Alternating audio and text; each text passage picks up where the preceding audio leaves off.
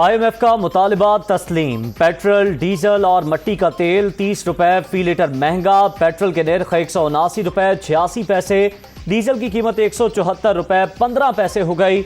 Light diesel 148 रुपए 31 पैसे और मट्टी का तेल 155 रुपए 56 पैसे में मिलेगा। इत्तलाक 12 बजे होगा।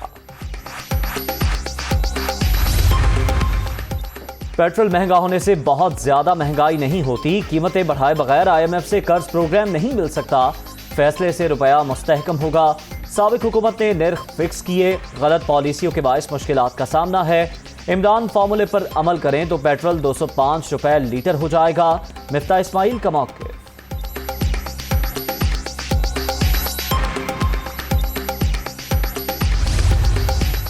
पेट्रोलियम मसनूआत की कीमतों में इजाफा और ट्रांसपोर्टर्स की किराए 25 से 30% बढ़ाने की तैयारियां। लाहौर से इस्लामाबाद 400, लाहौर से फैसलाबाद 150 रुपए इजाफा मुतवक्के। सुबह से वसूलियों का भी इंदिया।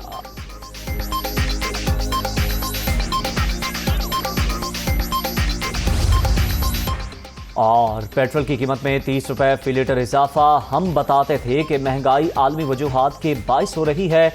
अब समझ आई। इमरान खान जिस हद तक मुमकिन हुआ कौम को बचाते रहे। अब PDM वाले शहबाज शरीफ के खिलाफ भी मार्च करें। असद उमर का ट्वीट।